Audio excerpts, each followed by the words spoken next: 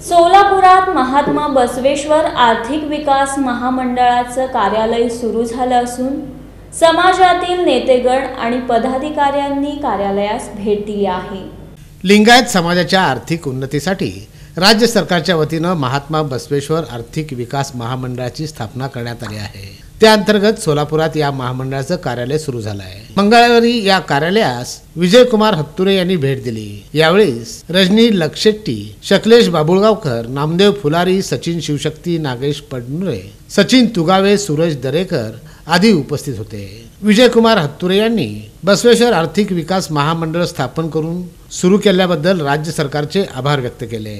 समाज बांधवांनी 36 जिल्ह्यामध्ये कार्यालयात जाऊन महात्मा बसवेश्वरांची प्रतिमा भेट द्यावी असं आवाहन त्यांनी यावेळी केलं। सोलापूर येथे नव्याने सुरू झालेल्या महात्मा बसवेश्वर आर्थिक विकास महामंडळाच्या ऑफिसला आज भेट दिली व जगज्योती महात्मा बसवेश्वरांची प्रतिमा या ऑफिसला भेट दिली आणि या ठिकाणी सर्व माहिती घेण्यात आली।